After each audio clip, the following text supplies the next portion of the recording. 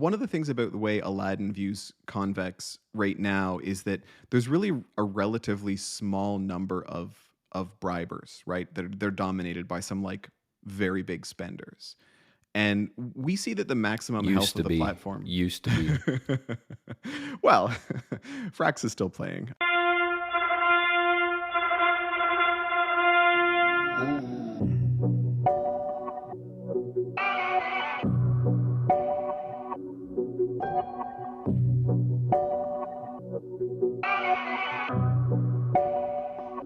Hear ye, hear ye.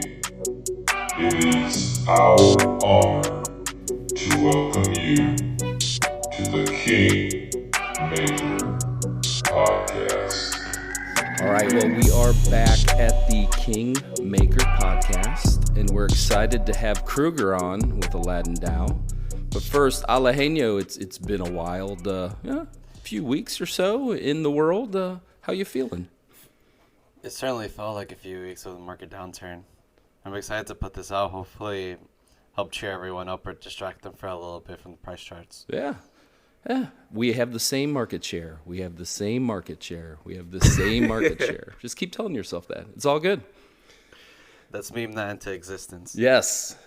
And Mr. Crouguer, if you'd like to introduce yourself, we'd love to hear a little bit about you, and then like to learn a little bit more about AladdinDAO and what it means for the Convex ecosystem. Yeah, sure. I'm Crouguer. I'm a core contributor to AladdinDAO, and I've been with the DAO for like 6 months now, and it's, again, speaking of time that feels so much longer than it really was. I guess I could tell you, like, my background is sort of relatively technical in science and engineering, but I'm just kind of fascinated by blockchain. And I guess my best cred is that my oldest self-custody wallet is from 2017. But really, I didn't start diving into DeFi until like early last year, and then it was kind of unfortunate. So I missed the sort of meat of DeFi summer. But by the time I got there, things were pretty hectic, pretty sort of manic, and I just came in with a little bit of money and just started like, my thesis at the beginning was that whatever bit of money I brought was going to be my tuition, and I was going to spend it and just do everything I could possibly do within the DeFi world. And I started doing that mostly over on Polygon, and witnessed a lot of pretty amazing stuff over there, particularly relevant now with I had a front row seat, as I was saying before the start here, to the Iron Finance blow up. That was definitely one of the most entertaining days that I've had in the space. Scary, but like exciting. Anyway, over the next few months, I started to hear about AladdinDAO, and I ended up sort of aping in when they first launched. And the thing about AladdinDAO that I was hearing it through Twitter and some like really great tweets from DeFi Dad, is that AladdinDAO is really all about finding the signal in the noise of DeFi, right? And that kind of story really resonated with me at the time, because I was sort of in the process of just being overwhelmed by these endless sort of relatively like low effort copy paste protocols that would be, putting out a token, pumping it with super high APY, and trying to sell people on the idea that we're establishing a new AMM and it's going to be a great thing, but in reality, everybody knows where it's going, right? And so I really saw the need for a little bit of help to separate the signal from the noise, especially on crypto Twitter, right? Like, it's just so hard to tell what on crypto Twitter is like just bag pumping and shilling, and what is and what's real. So Aladdin was all about like finding those like opportunities, finding the real stuff, right? I think everybody involved in Aladdin, and most people I think in crypto, we tend to all have this thesis that crypto is the future. It's going to eventually eat traditional finance, and that sooner or later everything will be moved on chain. And that's kind of our working thesis.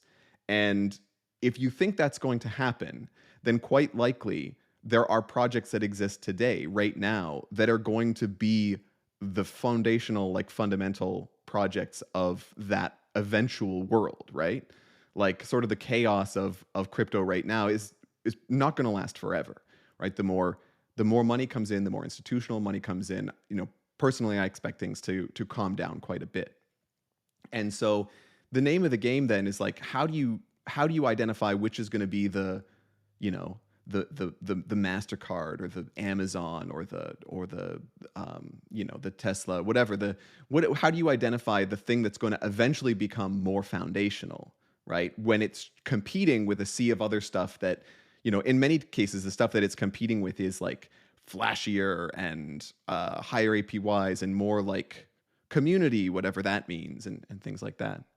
So this is kind of where Aladdin started, and the very first version of Aladdin was built around this thing called the Boole Council, and the Boole Council is still very much sort of at the center of what we do. And the Boole Council was this elected group of DeFi big brains. So there were many, like I believe there were hundreds of applications to be on this council, and there was an election. And so what happened was, in order to get tokens out into the hands of the community so that they could do this initial election, there was a liquidity mining program that was put in place, and a ton of capital came. Pretty much as you have seen before, huge amounts of mercenary capital come whenever there's a token that is liquid trading. And so we got all these tokens. I say we, I wasn't involved yet at that point. All these tokens go into the hands of the community so that they can elect the Boole Council and elect these big brains. And that process worked beautifully. Although if you look at the price charts, you can see that like as the liquidity mining program goes on, it's just hitting the price of the token as it's being farm dumped by these, by whales, by this like sort of mercenary capital that tends to exist in this world. But all of that sort of the negative price action was really quite separate from the story of Aladdin, which was getting together this like group of really experienced and like talented people, and pretty diverse group too. Like, you had DeFi Dad and VFAT, but also like members, like representatives from different like VC firms and like independent researchers, people who have a lot of experience sort of looking into the details of DeFi protocols and trying to, understand them and understand where they might be going. And so this council would meet every week, and each week a couple of members would present a yield farm or an opportunity that they liked, and they would pitch it basically to the rest of the Boole Council. But all this is done in the open.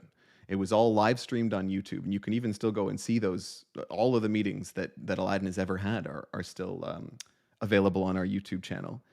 And you basically get to be a fly on the wall in a discussion between people between like people who really know what they're talking about different like DeFi protocols and what they like about them, what they see the risks as being, and really like Aladdin was producing really amazing and valuable content throughout all of that. And they had this idea at the time was that, the Boole Council would debate these different projects, and then they would all vote together on whether or not they thought that the project should be sort of accepted as an Aladdin project.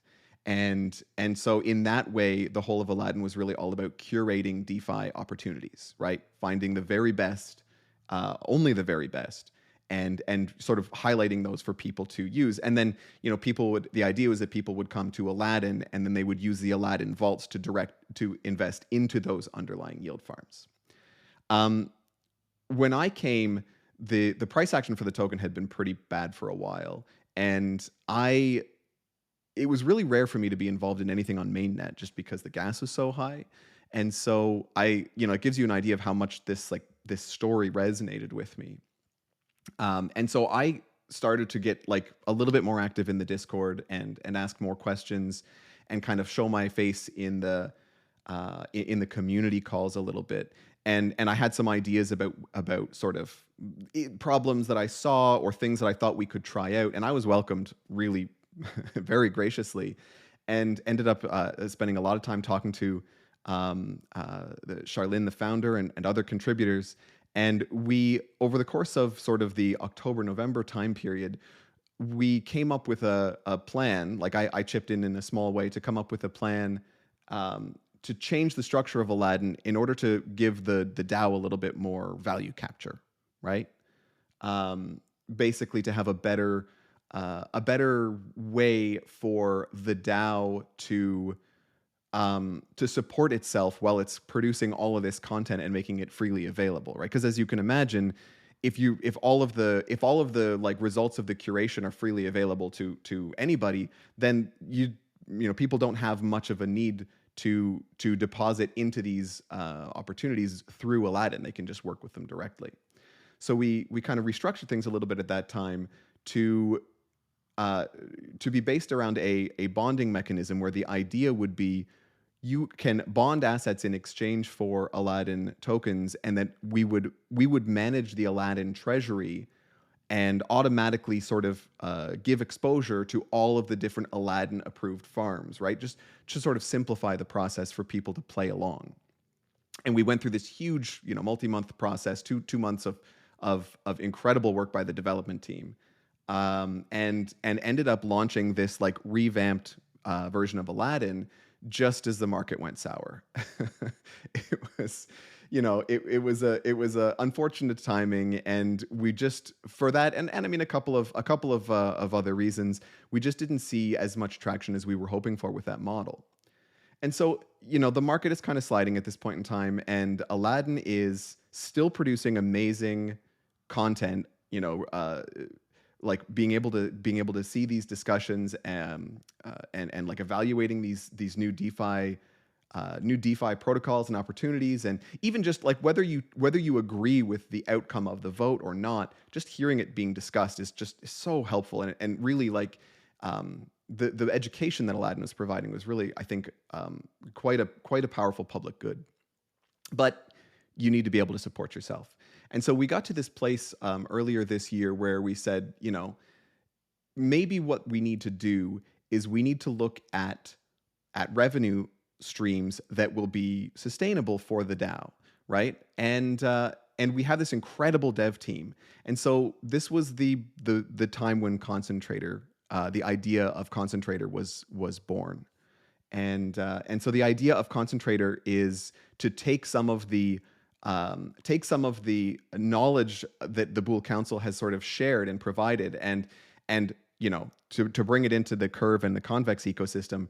Throughout the whole history of Aladdin, this was a recurring theme, right? Like loads of Boole members just really, really saw Curve as foundational to DeFi long into the future, and saw Convex as being one of the best players of the Curve game, right? The one of the people who was really the protocol that was really able to probably understand the earliest what the value of those vote lock Curve tokens was in reality, and then play a game where they were able to bring people all the value of those vote lock tokens without needing them to vote lock.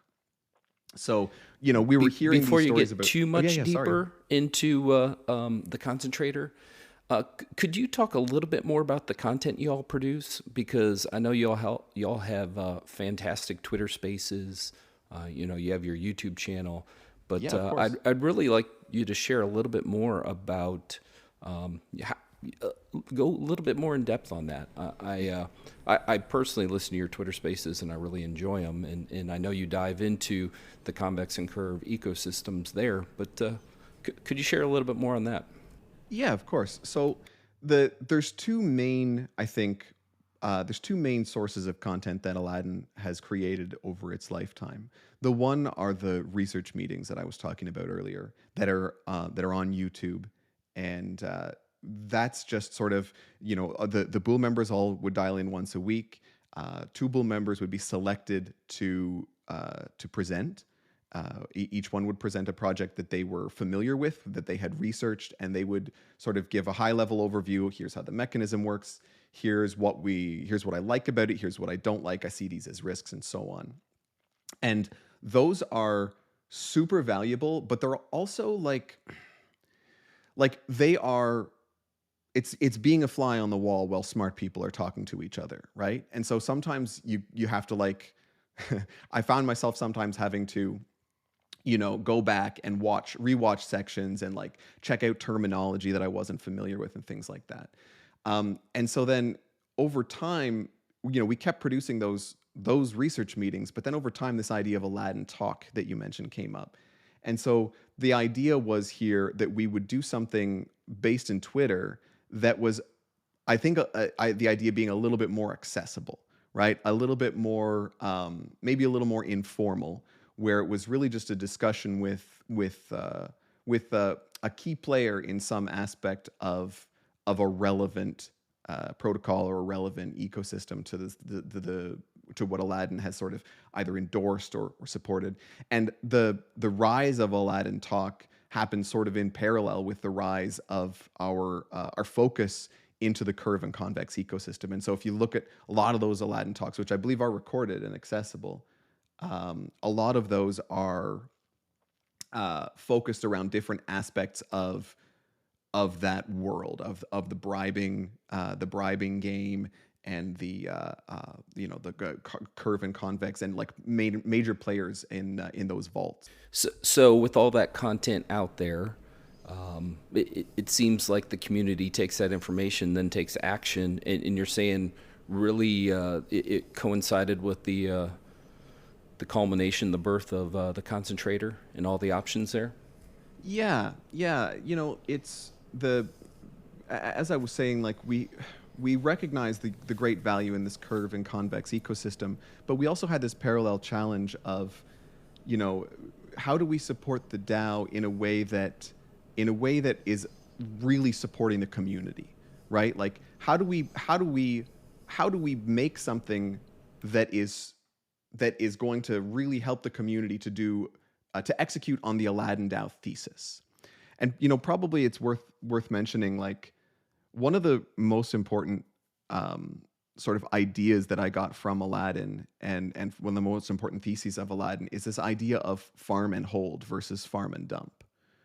A lot of sort of auto compounding that happens in the DeFi world is, a smart contract that, everybody pools their deposits into a vault, and all their rewards are harvested and then regularly sold in order to buy more of the underlying asset, right?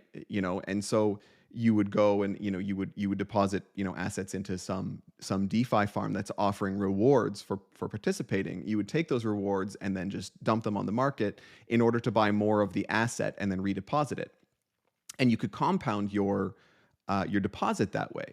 And it's like extremely, it's extremely popular. There are like Yearn is obviously the first one, but there's many other like auto compounding and compounding services that do all sort of basically the same thing. But we saw a real weakness there, which was that if you're dumping the token that you're farming, first of all, like, you can't have much confidence in the farm that you're participating in if that's your plan. And second of all, you're kind of hurting your future self, right? Especially as you have more and more people participating. By regularly selling a token that you receive as a reward, you depress the value of the token, and you kind of like, lower your future value lower the value of the future rewards that you receive in that token. And there's nothing wrong with that strategy for certain farms or for certain people with depending on what their time horizon is. But if you have great confidence in the farm that you are, or the protocol that you're farming, then you probably don't want to dump their token. You probably want to hold it, right? So Aladdin from a really early stage was really talking about, like, how can we first identify those farms that are like amazing and that we think will be future and foundational, and secondly, let's farm them in a way that doesn't dump the token. Let's hang on to it. And that thesis was played out with Concentrator, right? And like, Concentrator is basically a way to help anybody in the community who is really like long-term bullish on curve and convex ecosystem to farm in a way that keeps them maximally sort of exposed to that ecosystem, right? That you can use their assets to earn CVX curve, as opposed to using their assets to earn more of the particular asset that they deposited, if that makes sense. Yeah, it does. And probably one of the more well-known in the convex ecosystem, Llama Air Force, the Union, they're auto compounders. How would you, just for everybody out there, how would you compare and contrast what you're doing at Concentrator versus what Llama Air Force is doing? So there's an element of Llama Air Force and an element of Concentrator that are very much the same thing, right? Which is the auto compounding CVX curve vault. So if you come and you bring CVX curve and you just want to maximize your CVX curve earnings, you deposit it into Concentrator or into the Llama Air Force Pounder, and the rewards are automatically harvested and reinvested back into CVX curve. That's kind of like that traditional type of compounding that I was talking about earlier, right? Because you're selling your rewards and you're buying more of the initial asset that you brought. And in the case of CVX curve, that's great because that's the asset that you want. You happen to want to bring that same asset that you want to sort of maximize your earning of. Where Concentrator diverges is that in the idea of offering harvesting and concentration, as we call it, into CVX curve from other source vaults. So if you go to the Concentrator website, what you'll see is on the left, there's like a list of convex vaults, and each one has this as an APY listed here. And the idea is if you hold that underlying curve LP, like for example, you might have it in convex right now, but each of these represents like a curve LP. So if you hold that underlying curve LP and you bring it to Concentrator, then Concentrator will harvest all the rewards from that curve LP and swap them into CVX curve, and then take the resulting CVX curve and put it in the Concentrator sort of auto compounder. And this allows people to execute on, I think, what's a very prudent strategy. Again, another thing that I learned from Aladdin from listening to the Big Brains talk, which is that you don't necessarily want to take all of your great assets and sell them into the riskier assets with the higher upside. That's a really high risk play. But what you can do is you can bring core assets that you are long term have total conviction on, maybe that's ETH, or maybe that's try crypto, you get Bitcoin and ETH, or CVX curve or whatever. You want to maybe hold those core assets but use them productively, and you use those assets in order to farm the sort of the less stable token. In this case, it's farming curve using your core assets, but doing it in a way that is sort of maximally efficient. So that's what Concentrator, that's kind of the main sort of part of the story of Concentrator, is that yes, we have the auto compounding vault, but then the second component of what Concentrator does is really harvesting those LPs and swapping them over into Concentrator.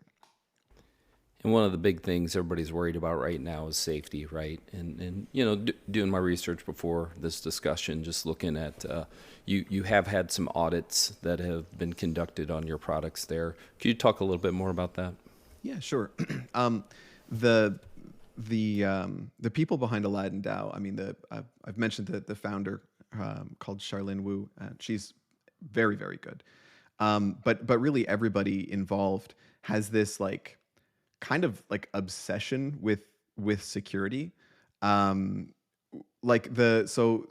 policy of Aladdin is that Aladdin has never put a smart contract onto mainnet that didn't have an audit.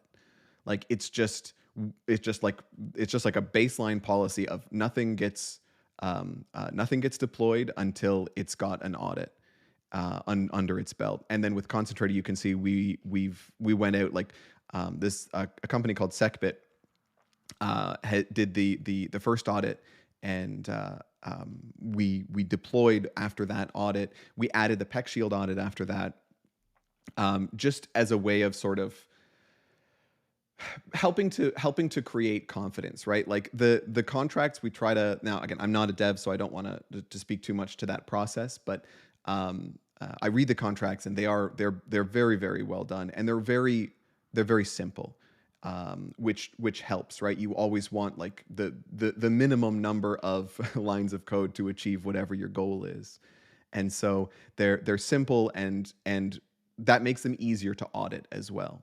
So Aladdin has this sort of relentless like security approach where everything has to be audited, and and because I guess the easiest way to describe the reason for that is it all comes back to our initial thesis of, we think crypto and DeFi are here for the long term, and so it doesn't make sense to put out anything that has a short-term risk. Everything has to be planned for, like, everything is planned with a thought to sort of making sure that it's right in the beginning and that it can survive if it has that sort of if it has that traction, and if it's what the community like wants and needs. You mentioned the founder. In our world now in crypto, with founders literally bringing down, I don't know, you know what I mean, with the personalities of founders really impacting maybe the future success of protocols. Can you talk to us a little bit more about the founder? Yeah, and I mean, maybe in the context of this conversation, the best thing to sort of share is that, like, she really, like, she knows what she's doing, and she's really committed to growing, like, to making Aladdin, to having Aladdin bring real value over the long term. But she is allergic to this, like, cult of personality idea. Really, like, and she is like, she's I don't know, I don't want to share too much of it, like, behind the scenes conversations, but she's always trying to, like, bring more people in and amplify more voices. And it's the reason why she started Aladdin as a DAO, was that she really, like, she would like to see this, without putting words in her mouth, I believe she would like to see this become, like, just a really, like, self-sustaining community that she can, like, participate in, or that she isn't a, like, absolutely critical member of, if that makes sense, right? Like, she doesn't want to be a single point of failure, and so she spends a lot of effort, like, thinking about, trying to bring people in. And I mean, and really, it's the reason why I got such a warm welcome when I started sort of participating a little bit more in the Discord, right? Is this idea that again, to create something that lasts a long time, it can't be built around a single personality, right? Because even if that personality is, like, the benevolent dictator or whatever, it's just very risky, right? Like, something can go wrong. Something can go wrong with that person, or, like, we've seen so many examples of it. I don't think it's worth going into in any gory detail, but I think that's one of the things that makes that gives me some confidence about Aladdin's long-term opportunities, because all the way along the path, there's been this eye to, like, how can we start this wheel spinning in a way that it kind of continues and grows without relying on any one person. I definitely can agree that it's, honestly, with nowadays, with everything going on, that before this was Wonderland, and obviously now with Luna, it seems to be like a cycle that there's just a new person comes up, that, like, a new founder that, due to his personality, just gets, like, a cult following. So it gets really tiring the longer you're in the space. So it is a breath of fresh air having bringing in the new ideas and the new mindsets you guys are bringing in, not only with Concentrator, but even with the setup of the DAO itself. Mm-hmm. And at least, I don't know about Keith, but at least to me, I definitely think she has a good point, is that like, no founder should be the central point of failure. If you created the DAO from the beginning yourself, I think everyone would, like, hope to have a DAO that could survive and, like, still flourish without them. Mm-hmm. Just so your effort doesn't go to waste. So I definitely think it's noble. There's some protocols that lost their founder or, like, stepped down, and they never been the same or performed the same since. Yeah, I mean, it's always a risk, but I think it also depends too on, like, what the what is the goal of the thing you're trying to build, right? I mean, probably a like strong founder cult of personality is like an optimal configuration for a shorter term, maybe not resilient, right? Maybe like higher initial sort of mania, project, if that makes sense. That definitely makes sense. In any case, I think that building for the, like, we've seen, because the space is so young, it's tough to know exactly what's going to survive and what's not. But like, there's some stuff that's pretty obviously some I guess strategies that are pretty obviously more short-term successful than long-term successful. And so you want to try, if you're trying to build something, and again, if you want to position yourself, if you want to identify those sort of like the future foundation, and you want to be able to be positioned to sort of like help people find those and be a positive contribution to what the space can be, right, in the future, what it can be going forward, then you really have to build for that long term, because you can't anticipate these cycles, right? Like you can't anticipate what kind of headwinds you're going to see, and so you really do need to build for resilience. Right, absolutely. And we want to give a shout out to Charlene because she does follow our Twitter, so appreciate that. So yeah, we like what you guys do here. Yeah, thank you. Well, so let's get to the main course. For me, that's the filet mignon of this conversation, which is Clever. So as a CVX vote locked CVX person, retail investor, I'm always looking for ways to maximize my options, and we're excited to see what Pyrex has there from Redacted and what you all are doing with Clever. So tell us all about it. Shill us on it. What's the future hold? Yeah, well, I mean, Clever is like, it's kind of a natural progression of Aladdin's sort of thinking into the world of convex. As I said before, the council and the DAO has always had very, very high confidence in this ecosystem, and so you want to build tools that help the farmers, because we are like you, we are like CVX holders and farmers, and so Clever is really about finding a way to give CVX holders a little bit more return, right? Give CVX holders a way to earn even more on their bribes and rewards, but without making them without any of the compromises that you see sometimes.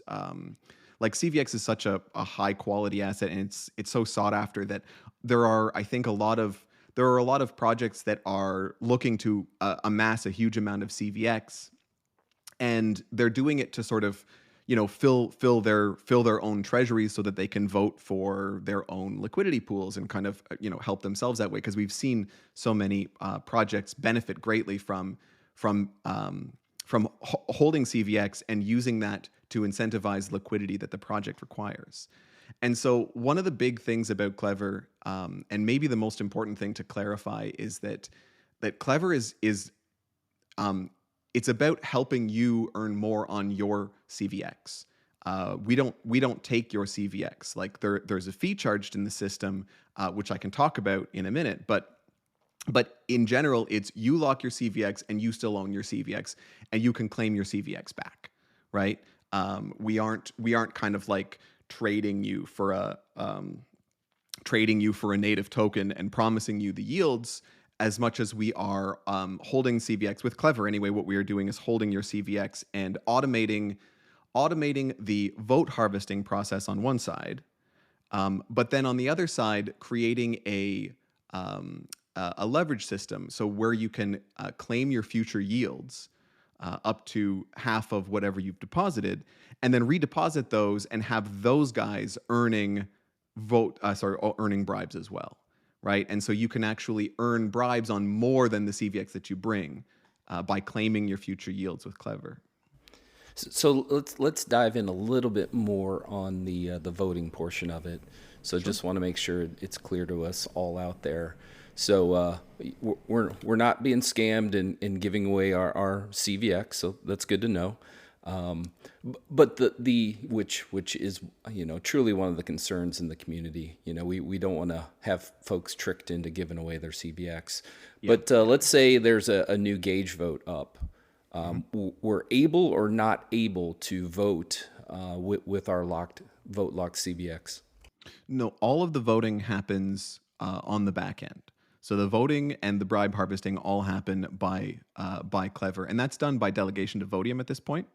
The only reason we would ever not delegate to Vodium is if we can earn more yields by not doing that, right? Like I'm talking overall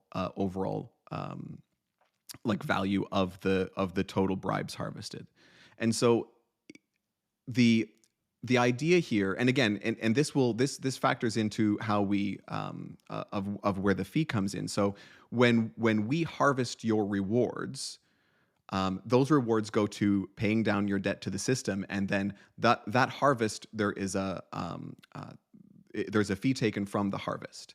So basically, the way the system is set up is that the system earns the most when the user earns the most, right? And so the incentive is always to vote for the maximum value of rewards. Now, just like Concentrator concentrates all of the harvests into CVX curve, Clever concentrates all of the bribe harvests back into CVX. And then that's used to automatically, the fee comes out of that. It's used to automatically pay down your debt to the system. And then whenever your debt is paid down to the system, you can choose to claim more or just let it ride and accumulate for a while. But yeah, in terms of the voting, that's kind of a really important part of the message too, which is the voting policy is we vote for maximum return, right? And that's how the platform works best, and that's best for the user. Makes total sense. But what about governance voting? Again, for new gauges, there's been some attacks in the past where our votes matter on that front. So curious about that. Yeah, and I mean the issue hasn't come up yet, and so I don't know that we like what we've seen is that. For example, like when there's been like an airdrop associated with CVX that happened one time, the amount that comes in ends up being small enough that it's not worth it to try to like distribute to all the users, and so you basically use it to credit everybody within the system. And I bring that example up just as a sort of indication of our general approach to these kinds of things, right?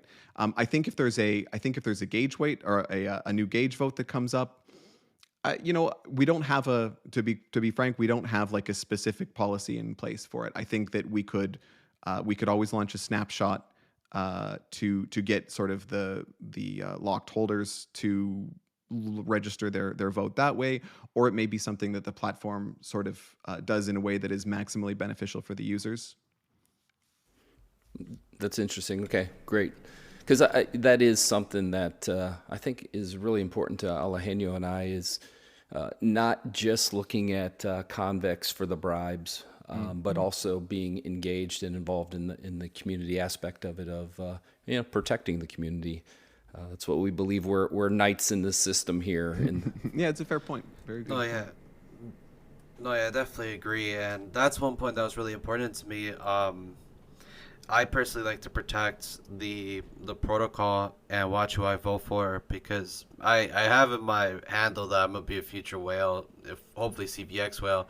And if that's going to be the case, I want to take care of my investments, I do admit, back when bribing was first coming around and everything, like a lot of the community was excited for new bribers, and a lot of them accepted Mochi, and you know how that happened. I was one of those people, so I personally took it as like as a little thing to take better care of the protocol and not be part of the process that may help get people rugged. Basically. Yeah, and that's totally fair, of course. I think that one of the things about the way Aladdin views convex right now is that there's really a relatively small number of bribers, right? They're dominated by some like very big spenders.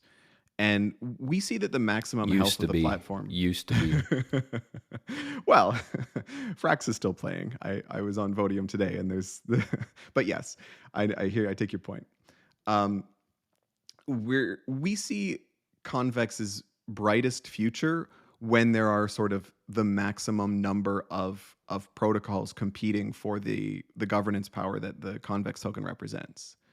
And rather than just having a couple of like major, or a small handful of major bribers, to really spread it out over many more seems to be more in sort of the spirit of a marketplace, and it seems to us that that's kind of the best future outcome. Like I certainly appreciate the sort of the position of wanting to vote in a way that maximizes the health of Convex. And in fact, when we design these mechanisms, we're always trying to think of ways to make sure that everybody's incentives are aligned, right? And so, in fact, it would be super bad for Clever if a rug was accepted into Convex just the same as anywhere else, but as just the same as any other participant in the system, for sure. But I think that as Convex grows, fingers crossed, this becomes less of an issue as the number of bribers hopefully grows, right?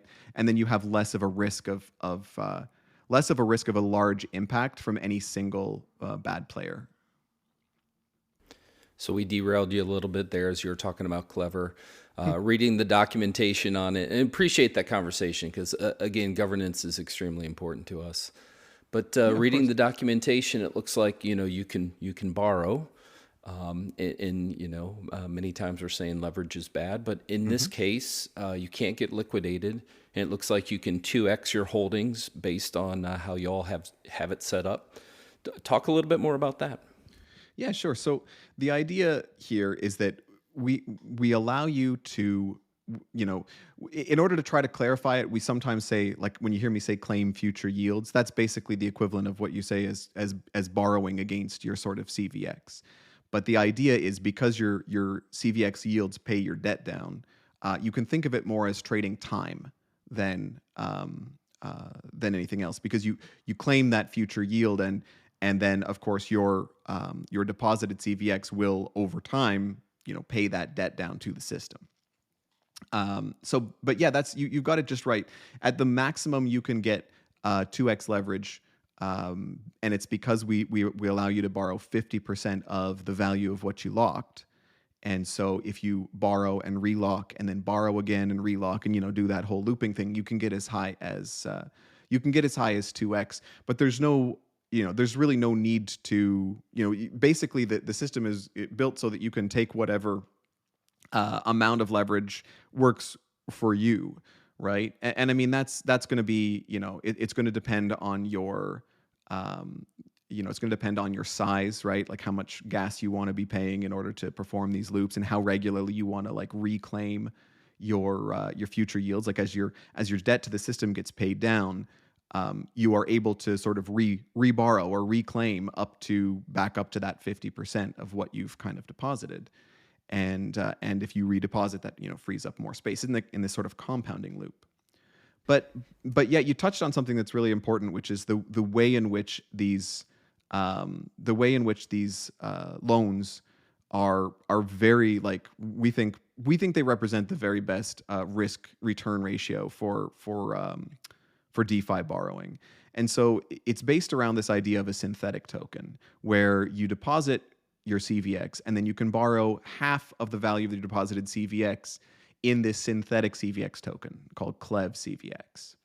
And because what you've borrowed is a synthetic version of what your collateral is, of what you deposited to the platform, there's really, like, there's no scenario where the value of that goes up, like there's just an immediate arbitrage opportunity. So the value of what you borrowed can't really grow compared to the value of what you supplied. And so because of that, there's just no concept of liquidation at all in the system. It's just not possible. So that's one really big benefit. And I mean, especially with the chaos of the last week, you see what happens to the price of gas when things get hairy, and all of those. And the reason it goes so high is because you've got just loads of people who've got to go in and they've got to top up their collateral, they've got to service their positions, because when things get ugly, then they get in risk of liquidation. And even at the high gas prices, it still makes sense to have to go in and try to protect yourself, right? So without having any liquidation risk, it saves all of that. And really, I mean, it's really kind of about helping you be able to sleep at night, no matter what's going on in the market. But there's a couple other really interesting sort of implications of the way that works. And one is that the system doesn't actually need to know what CVX is worth compared to ETH or USD. So you supply CVX and you borrow a type of CVX. So whether the price of CVX is up or the price of CVX is down, it doesn't really matter to the system. So there's no oracles involved at all. And if you look back through the history of all the different kinds of like attacks and exploits that happen, a lot of them are oracle price feed manipulation, right? And I mean the oracles themselves, speaking of the high gas when everybody's getting sort of liquidated or servicing loans, the oracle price feeds become less reliable too during that time, right? They become very expensive, and so sometimes you can see, and I think we even saw some examples of the way that oracle risk can negatively impact you, even just with the with what happened with Terra last week. So you got no oracle risk, and you've got no liquidation risk. And then the other thing that we talk about is that your funding cost is known up front. Okay. So if you think about it from a perspective of like borrowing on a money market, the amount of interest that you pay on that loan is dependent on how much liquidity there is in the pool, how many people have supplied that asset. And when things get hairy, the liquidity can get like liquidity can disappear and or change in some way that actually causes your borrowing costs to go crazy. Like they can change very, very rapidly. If all the liquidity in the pool that you're borrowing from disappears, then your borrowing costs will spike on you, and that's kind of like you always have to be ready for that situation. Whereas with this system, there's no that's another one of those things that just can't happen, because the way that you pay for this borrowing is on the yield harvest, like I mentioned, and so it doesn't actually matter. Your borrowing cost is known in advance and it's fixed. So it's just another one of those risks that you just don't have to worry about with this. And then the last thing, real quick clarification. So since you're borrowing in CVX, really the fiat, the price in fiat on that you get every 2 weeks in bribes it isn't really applicable because you're paying back in CVX, correct? Yeah, so exactly. But I mean, of course, because you're paying back in CVX, but the CVX that you borrowed is also still in CVX, so it all is kind of a wash, right? Okay, got it, totally. All right, sorry, your last point there. Yeah, sure. Sorry. The last point is on like imagine if you're borrowing against rather than a money market, think about like minting a stable coin against some kind of collateral, right? You bring your collateral over and mint a stable coin against it. That kind of borrowing, you've got oracle risk, right? Because you're supplying a different asset than you're borrowing, and so you've still got the oracle risk there, and you've got the liquidation risk, of course, as well, because the value of the borrowed asset can spike or the supplied asset can drop. But the other thing that we think is really important to think about is when you borrow against a stablecoin that is paired with a bunch of different other collateral, you're actually taking on the collateral risk of every different asset that the protocol accepts, right? And so you might feel comfy supplying, only ETH as a collateral when you borrow, your stablecoin against it. But if the protocol also accepts like less like riskier assets, then a problem in an asset that you were never exposed to can affect the stablecoin that you've borrowed, right? And that's something else that we've seen with the with the models, like the MIM type models, where you have to kind of be aware, you have to look at all the different collateral that those protocols accept, and you have to be comfortable taking on the risk of something bad happening with any one of those, not just the one that you happen to have supplied. Makes sense. Yeah, so I mean, it's kind of this like complicated picture a little bit, because you have to kind of, in order to understand why these are so attractive, you do have to have a pretty good handle on all the things that can go wrong with with the usual type of over collateralized lending that happens in DeFi. But it's really, like I say, it represents a very attractive spot on the risk and reward spectrum. And it allows you to take some leverage, take whatever leverage is correct for you. And of course, I mean, you can claim your future yields and do something completely different with them. If that's, if you wanted to like hedge against the price of CVX, you could invest them in stables if you wanted to. There are other strategies that you might think about using. But in general, the system is built to like help people earn some more with their CVX. And so you take whatever kind of amount of leverage works for you, and then you don't, you can kind of rest easy and not have to like show up in the middle of a gas war to try to fix something and protect yourself from liquidation. Now there's a lot of protocols trying to make a CVX wrapper, and it seems like like each week there's like a new person coming up trying to plan and fix that problem that CVX holders been having. So right now there's Badger. Pyrex is gonna come out soon. I don't know if you're up to date with Pyrex, or if the audience are up to date. If not, like Sammy has a lot of resources. He talked about it in the podcast. He has community calls, etc. But and then you have your product. So I was wondering if you could go and explain to the community, are you trying to compete with them? And if so, why are you better? If not, like, what is your main goal compared to others? Do you get what I'm trying to say? Yeah, and I'm not deeply familiar with Pyrex enough to be able to speak well on that. What I can say though is that the idea of Clev CVX is not to be a CVX wrapper. Clev CVX really, it exists to be turned into real CVX, and whether you do that right when you first claim, or whether you do that later when you're through a slower claim process through the furnace, it's just like it's a paired asset that exists to be swapped through, right? So we're not looking like this is not about creating Clev CVX as an asset that is going to that's going to sort of be adopted by the DeFi world, so much as it's a way, like a means to an end, to provide CVX holders a way to get a bit more for their bribes. One thing, sorry, I said the wrapper, but I just don't know the proper term for it. I'm just clarifying that. Yeah, no problem. But I hope it's clear, sort of the idea here of just giving. Like I say, we call it like leverage services, right? It's a way to get a little bit more for the CVX that you have.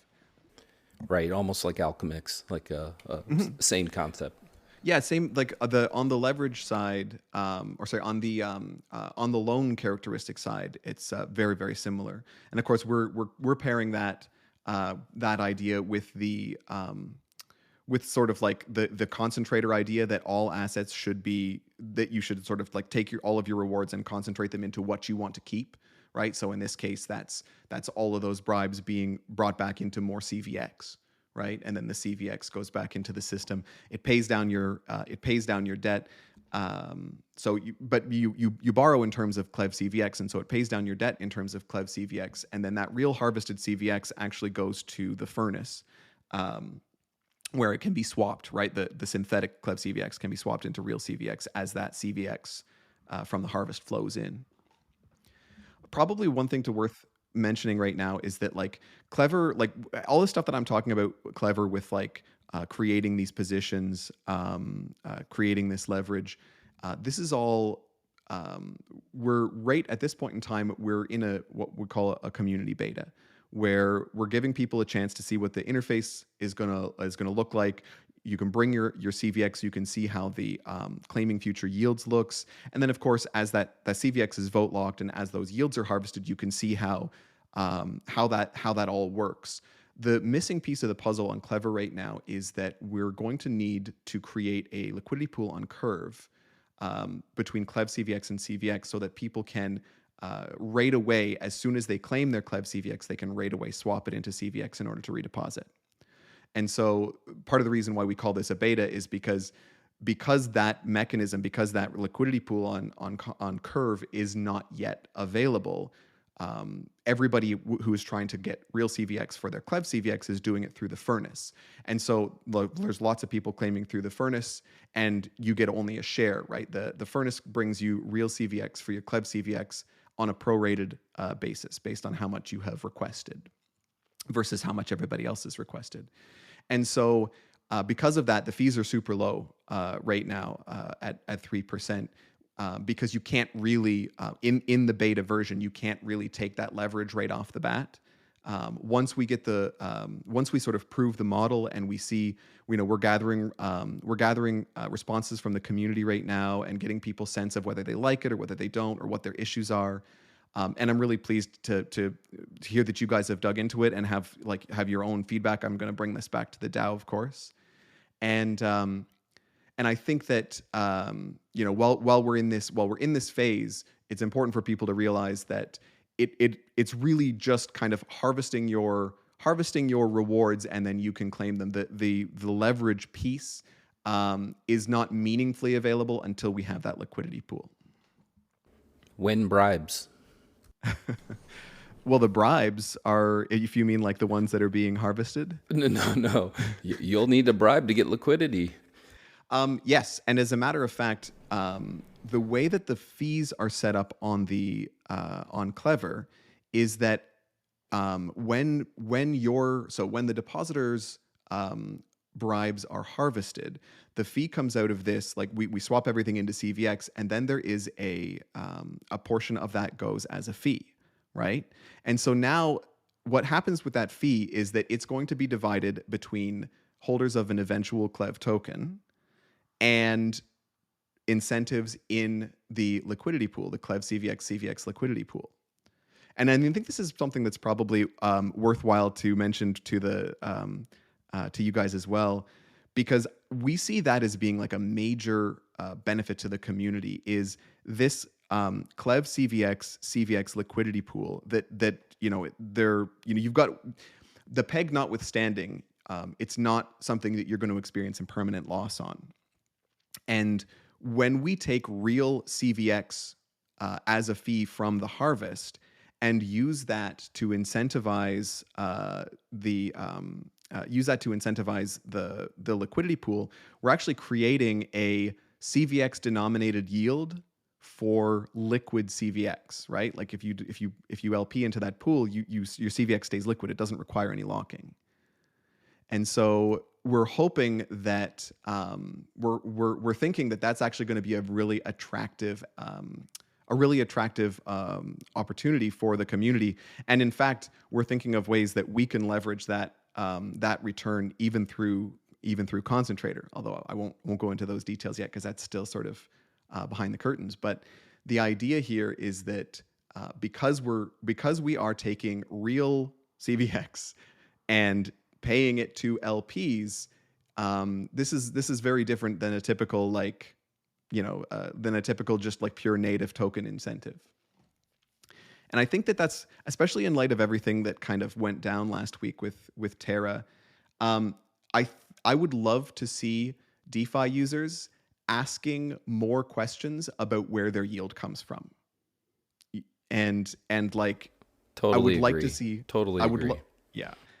I would love to see protocols designed in such a way that they are sustainable. Like if you show up to a protocol and somebody gives you something for free, it's either it's not going to last, or you're the product, or something is up there. Can't you just give me 20% yield forever?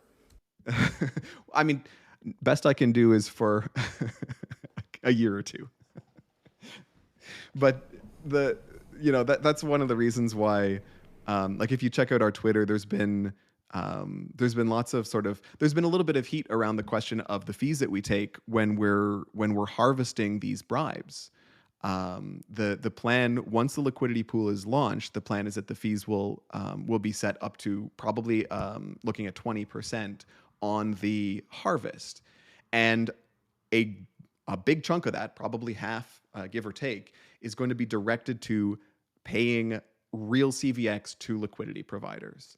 And so it's less a question, like it's not at all a question of like of the platform trying to maximize earnings for itself, and it's a question of trying to connect the liquidity providers with the borrowers in a way that is fair for both sides. I really do appreciate, like personally, when I brought up the question about the three different like new players that released like CVX related products, because I know that was a question that the Discord community been having, that people have been asking, like, oh, what's the difference between these three?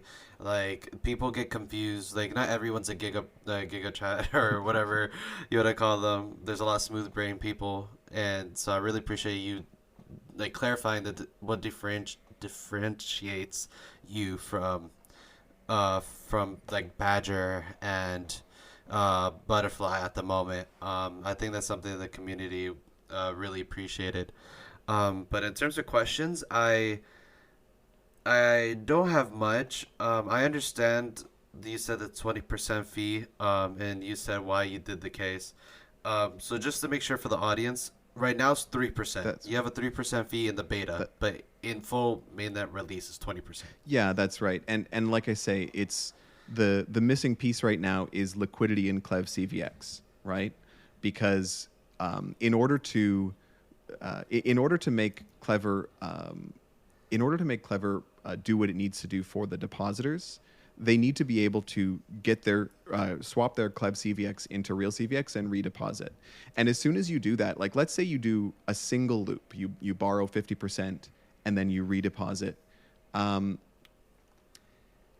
you will just with that single loop, you will be earning more net of fees, right? The example that I have used up until this point, which we'll have to wait and see what this bribe round looks like. We're sort of expecting that the bribes are going to drop after what happened last week, but not like they're not going away, but we're expecting a pullback there.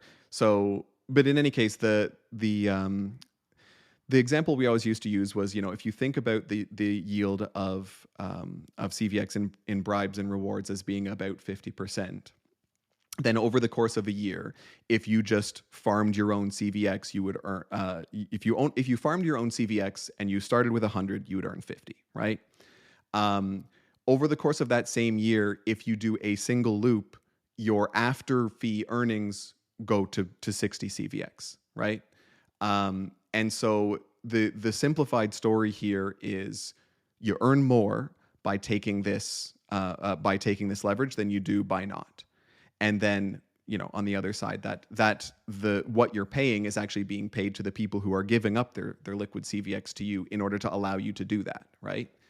And for anybody that for whom locking is a problem, or for whatever reason they need their CVX to remain liquid, well, then that's how they are sort of participating in the system, is in that LP. This is going to be fun to see all the innovations moving forward. Yeah, again, I'm having all kinds of ideas, running metrics in my head right now based on CVX price, what's optimal strategy, stablecoin versus CBX loops, etc. So can't wait. But it's overwhelming, isn't it, eh? Absolutely. But, quickly, I have some mental frameworks that I'm going to have to work out. But we love to end the episode on one question. So it is now 2025. Everything has gone perfectly according to plans, because that's the way it works in crypto. Yeah. And, for AladdinDAO and for Clever and for Concentrator, what does perfection look like in 2025 for y'all? Well, Concentrator and Clever were both created by AladdinDAO as a way to create, to basically create the kind of protocol that we want to invest in, right? And so Aladdin is just like, at this point in time, it's kind of like this idea implementation machine, right? Concentrator and Clever have both come in very rapid succession. And the long-term plan here is that we're incubating these things, and they are going to sort of we're going to sort of incubate them in such a way that they can spread their wings and become sort of self-sustaining, and then form a part of the AladdinDAO portfolio, and that AladdinDAO can focus on its core competency of asset management.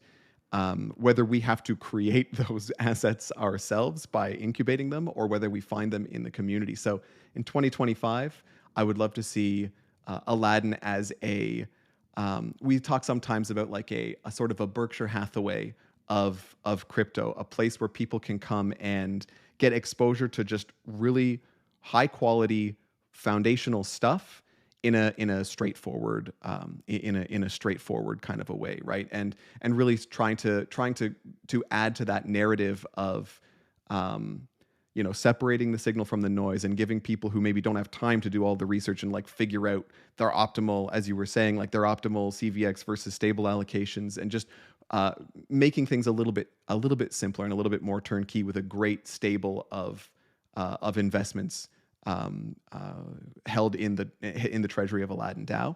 And then who knows, maybe beyond Concentrator and Clever, more sort of tools that we can share with the community. And in fact, Concentrator and Clever themselves both have a ton of room to grow. Like Clever, the mechanism behind Clever can really be applied to any high yielding token. And so we can start to look at other places where we can bring that concept of like sane and relatively safe leverage to other yield opportunities as they appear. And then same way with Concentrator, right? Right now, Concentrator is built around the idea that we want to concentrate everything into CVX curve, and that's great for curve maxis and for the convex community. But there's really no stopping bringing this concept of farm and hold to any other high value long-term thinking kind of protocol. So we're just like, we look at the landscape and we just see endless opportunity to bring these kinds of ideas to the DeFi world, and so in 2025 I can imagine that it's a pretty wonderful world. Awesome. Love it. Alejandro, the future is bright. We still have the same market share, brother. I'm just gonna be repeating that for the next few days or weeks or years until the next bull cycle. You have the same market share, is only increasing from here on out. Eventually, I'm gonna be a whale, slowly but surely. But Crouguer, so one thing. So in case anyone is interested to follow you or learn more about you or the DAO, I guess just say a couple places where they could find you. And if there's anything you want to show, I guess you could just do it now before we end the podcast. Yeah. Cool. Well, listen. Find us on Discord and on Twitter. So on Twitter we're at AladdinDAO, and from AladdinDAO you can find Clever and Concentrator. You can find us on the web at aladdin.club, and Clever and Concentrator are at clever.aladdin.club and concentrator.aladdin.club. Respectively. And so, pop by the Discord and pop by the website. Each of the websites has an FAQ on it that tries to break down as clearly as possible, like how the system works and the best way to use it. And stop by the Discord and say hello. And if you've got some time and you want to and some ideas, please bring those too. We're always looking for contributors and new ideas and people who want to pitch in and help out. We will, definitely. Well, thank you for your time. Look forward to getting this out to the community, and everybody stay safe out there. Thanks very much, guys. I had a lot of fun. Kingmaker Podcast.